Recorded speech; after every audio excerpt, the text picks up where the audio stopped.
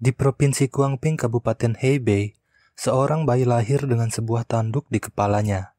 Karena keanehan itu, si ibu menamainya Yang Luchan, yang berarti si aneh. Ayah Luchan adalah seorang pengusaha sukses dan kaya. Akan tetapi, dia sangat pelit kepada istri dan anaknya. Tidak jarang Luchan harus makan kembang di taman untuk mengisi perutnya yang lapar. Si ibu yang tidak tega melihat Luchan terpaksa harus diam-diam mencuri uang milik suaminya. Suatu hari, ketika sedang menonton pertunjukan kungfu jalanan, beberapa bocil tidak berakhlak mengganggu dan tanpa sengaja menyentuh tanduk daging di kepala Luchan yang seketika itu langsung membuatnya terkapar dan pingsan. Tiba-tiba, Luchan terbangun dengan mata yang berwarna putih. Dia mengamuk dan menghajar para bocil dengan jurus kungfu yang baru dilihatnya. Si ahli kungfu sendiri tidak bisa menghentikan Luchan dan terdorong oleh pukulannya yang sangat dahsyat. Namun tidak lama kemudian darah muncrat dari hidung Luchan dan dia pun kembali pingsan. Si ahli kungfu yang bernama Zhao Kanping mengikuti Luchan kembali ke rumah. Saat tiba di sana, mereka melihat seorang wanita dibuang ke jalan dengan kepala yang terluka. Ternyata dia adalah ibu Luchan yang baru saja mengalami KDRT setelah ketahuan mencuri uang suaminya. Di saat ibu Luchan sekarat, Pak Tua Zhao meminta izin untuk menjadikan Luchan sebagai muridnya. Dia juga menjelaskan bahwa tanduk di kepala Luchan disebut bunga mekar 3 mahkota yang sangat diinginkan oleh para ahli bela diri. Dengan tanduk itu, potensi bela diri Luchan tidak akan terbatas. Setelah menyetujui permintaan Pak Tua Zhao, ibu Luchan akhirnya meninggal dunia.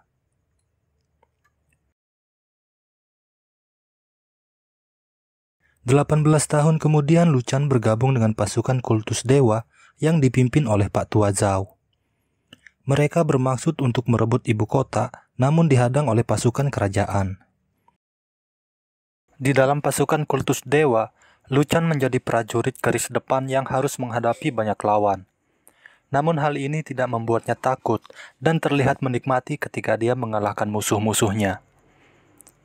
Dia juga menjadi senjata rahasia pasukan kultus dewa dengan mengandalkan bunga mekar 3 mahkota.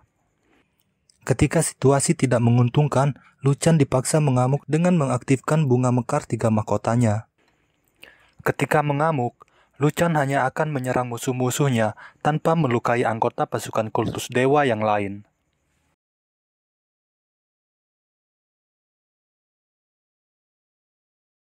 Saat durasi mengamuknya selesai, dia pun pingsan dan dibawa kembali ke barak.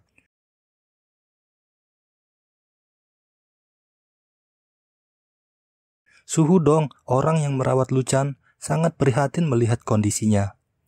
Karena terlalu sering mengamuk, bunga mekar 3 mahkotanya kini menjadi racun yang sewaktu-waktu bisa membunuhnya. Dia menyuruh Luchan untuk berhenti berlatih kungfu yang diajarkan Pak Tua Zhao. Karena terlalu kasar dan menguras tenaga dalam, menyebabkan aliran darah menjadi tidak stabil dan memperparah bunga mekar 3 mahkotanya. Dia menyarankan agar Luchan berlatih kungfu aliran Chen untuk menstabilkan aliran darahnya. Pak Tua Zhao tidak setuju jika Luchan berhenti berlatih kungfu yang diajarkannya. Dia menyerang dan bertarung dengan Su Hudong untuk membuktikan bahwa kungfunya adalah yang terbaik. Dulu Su Hudong pernah tinggal di desa Chen, di mana dia bekerja sebagai koki dan berhasil mencuri 3 jurus kungfu aliran Chen.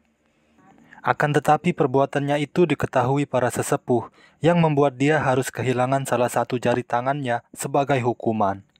Meskipun hanya menguasai 3 jurus kungfu aliran Chen, Su Hudong mampu mengalahkan Pak Tua Zhao dengan mudah dan membuat Luchan terkesan dengan kungfu aliran Chen.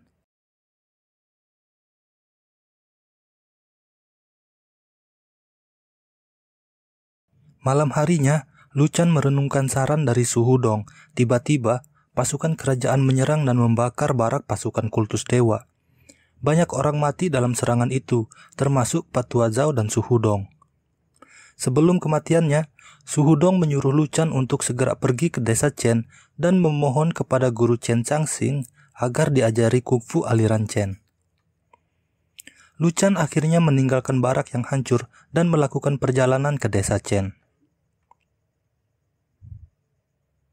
Saat tiba di sana, para penduduk mengabaikan Lu Chan yang ingin belajar kungfu aliran Chen karena kungfu ini haram hukumnya dipelajari oleh orang luar.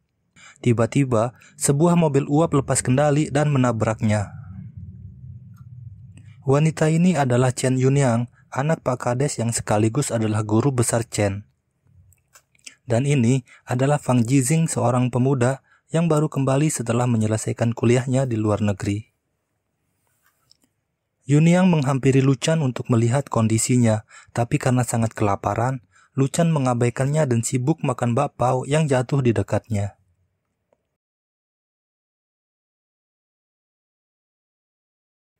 Saat mengetahui bahwa Yunyang berhubungan dengan guru Chen, Lu Chan ingin mengejarnya namun sudah terlambat.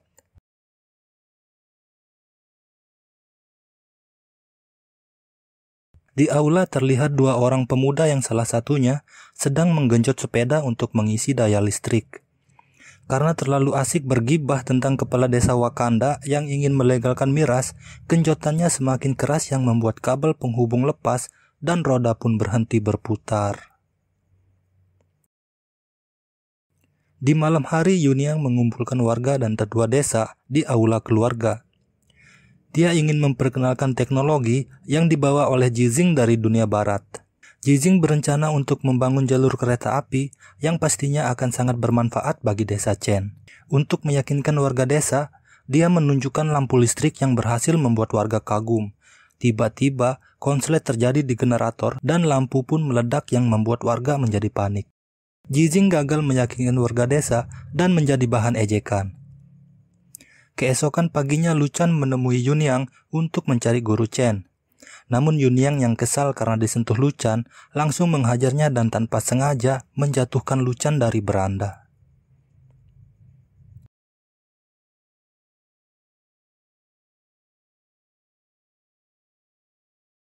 Lu Chan dirawat oleh seorang buruh tua dan digantung terbalik untuk melancarkan aliran darahnya. Si buruh menyarankan agar Lu Chan meninggalkan desa Chen dan sebaiknya mencari dokter untuk merawat bunga mekar 3 mahkotanya yang semakin parah. Di malam hari, Yunyang mencoba menghibur Jizing yang gagal meyakinkan warga desa. Tapi Jizing yang frustrasi melampiaskan emosinya kepada Yunyang dan menghancurkan alat musik yang dibawanya. Dia kemudian pergi dari desa Chen dan kembali ke ibu kota untuk melapor kepada gubernur. Gubernur sangat marah mengetahui kegagalan proyek rel kereta api di desa Chen. Namun Jizing menenangkannya dengan membawa Claire yang adalah perwakilan dari investor yang mendanai proyek rel kereta api. Kali ini mereka akan kembali ke desa Chen dan menggunakan monster besi yang dibawa Claire untuk memastikan keberhasilan proyek rel kereta api. Keesokan paginya saat Yunyang akan mengirim surat kepada Jizing, Lu Chan datang lagi dan bertanya tentang guru Chen. Yunyang yang depresi karena ditinggal Jizing melampiaskan emosinya kepada Lu Chan dan menghajarnya tanpa ampun. Meskipun Lu Chan sendiri tidak lemah, namun ketika menghadapi kungfu aliran Chen, dia tidak mampu melawan dan dihajar habis-habisan oleh Yunyang.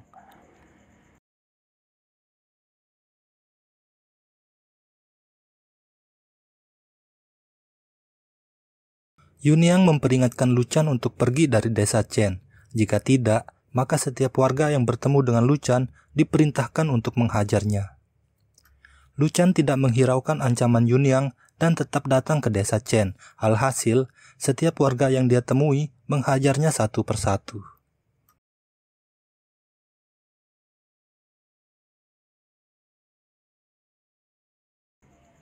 Berbagai cara dilakukan Lu Chan untuk bisa masuk ke desa Chen. Namun setiap kali dia melewati gerbang desa, akan selalu ada orang yang menghentikannya. Meskipun Lu Chan dihajar dan tidak diterima oleh warga desa, dia tidak marah dan sebaliknya senang karena bisa mempelajari beberapa gerakan kungfu aliran Chen dari warga yang memukulnya. Si buruh tua terkejut ketika Lu Chan memberitahunya bahwa dia bisa mengingat setiap gerakan kungfu yang dilihatnya meski hanya satu kali. Dia kemudian menyarankan Lu Chan agar menggunakan gerakan apapun yang digunakan lawan untuk menyerangnya, gunakan kembali untuk menyerang balik. Lu Chan kembali ke desa Chen dan menantang si penjual tahu. Si penjual tahu dengan pedenya membuat aturan jika Lu Chan bisa menjatuhkan tahu yang dia pegang, maka Lu Chan dianggap sebagai pemenangnya. Pada awalnya Lu Chan kesulitan menghadapi si penjual tahu. Namun setelah beberapa gerakan, Lu Chan akhirnya berhasil meniru setiap jurus yang digunakan untuk menyerangnya dan membalas serangan si penjual tahu. Hal ini membuat warga desa terkejut karena Lu Chan mampu menggunakan jurus aliran Chen dengan sempurna.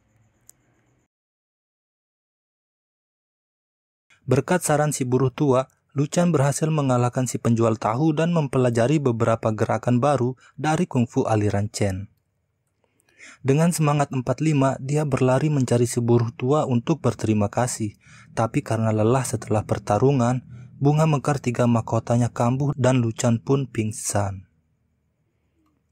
Jizing kembali ke desa Chen dengan membawa monster besi yang menyebabkan gempa bumi dan membuat warga panik. Dia mengancam para penduduk agar meninggalkan desa Chen dalam waktu 7 hari, karena setelah itu, dia akan menghancurkan desa untuk melanjutkan proyek rel kereta apinya yang sudah jatuh tempo. Sebagai peringatan, Jizing menghancurkan gerbang desa dan hampir melukai Yunyang.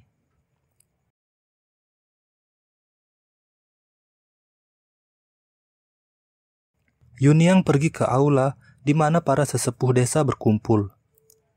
Namun tidak satu pun dari mereka yang bisa memikirkan jalan keluar atas ancaman Jizing. Mereka menyerahkan masalah ini kepada Guru Chen selaku kepala desa, namun Guru Chen sendiri saat ini entah ada di mana. Malam harinya, Yunyang pergi mengintai di tenda Jizing dan menemukan buku manual pengoperasian si monster besi. Tapi dia juga harus kecewa ketika mengetahui bahwa Jizing dan Claire memiliki hubungan yang istimewa. Dia mengungkapkan kekecewaannya kepada Jizing sambil diam-diam mencuri buku manual.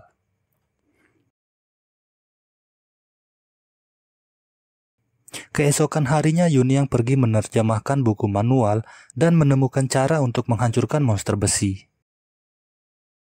Lu Chan yang telah pingsan selama 1 hari 1 malam terbangun di rumah si buruh tua yang kemudian menceritakan tentang bencana yang sedang menimpa desa Chen. Akan tetapi ini merupakan kesempatan bagi Lu Chan untuk bisa mempelajari kungfu aliran Chen dengan menghancurkan monster besi dan menjadi penyelamat desa. Lu Chan berhasil menyusup ke dalam monster besi, namun ketika akan menyabotase mesin penggeraknya, alarm berbunyi dan menarik perhatian para penjaga. Para penjaga mengepung dan berusaha untuk menangkap Lu Chan, namun dalam melawan seorang ahli, kuantitas tidak bisa mengalahkan kualitas. Di dalam ruangan yang sempit, Lu Chan mampu bergerak dengan lincah dan menjatuhkan para penjaga satu persatu.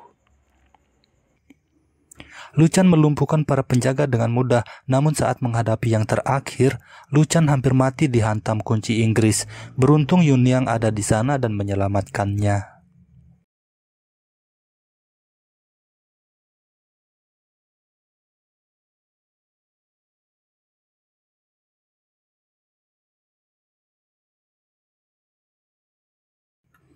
Bersama-sama, mereka berhasil menemukan kunci untuk menghancurkan monster besi. Namun Jizing datang bersama Claire dan meminta Yunyang untuk menghentikan tindakannya.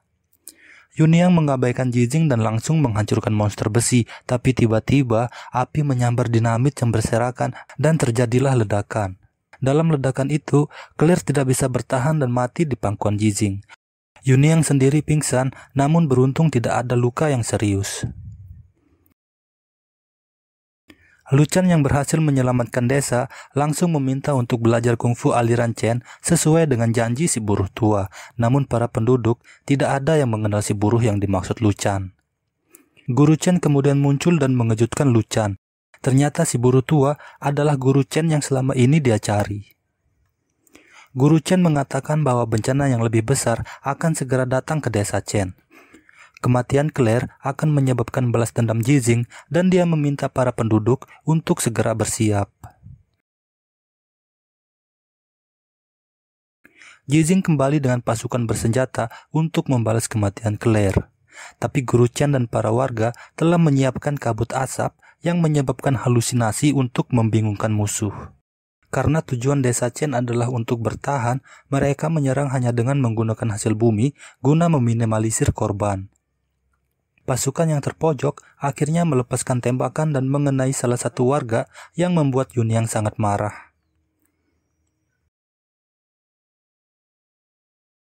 Lu Chen yang melihat Yunyang bertarung sendirian kemudian membantunya melawan para pasukan sambil mengamati gerakan Yunyang dan mulai menirunya. Namun Lu Chen tertembak setelah menghadang peluru yang diarahkan kepada Yunyang.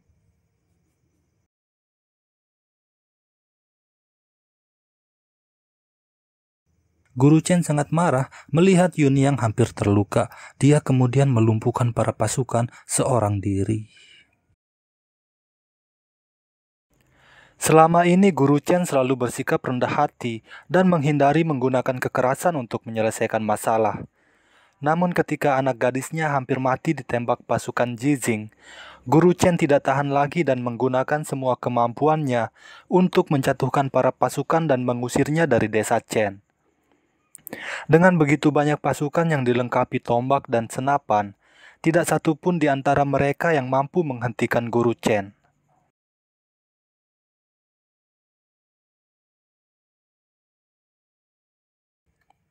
Pasukan yang tidak berdaya akhirnya melarikan diri dari desa Chen dan kembali ke ibu kota. Lu Chen yang pingsan dibawa ke aula untuk diadili. Para sesepuh ingin membunuh Lu Chen karena dianggap telah mencuri jurus kungfu aliran Chen. Namun Guru Chen tidak setuju dan berdebat dengan para sesepuh. Akhirnya Yunyang memutuskan menikahi Lu Chen untuk membuatnya menjadi bagian dari keluarga Chen. Dengan begitu, Lu Chen tidak dianggap sebagai orang luar yang mencuri jurus kungfu aliran Chen. Guru Chen dan warga desa tidak ada yang keberatan dengan keputusan Yunyang dan Lu Chen pun selamat dari hukuman mati. Tamat.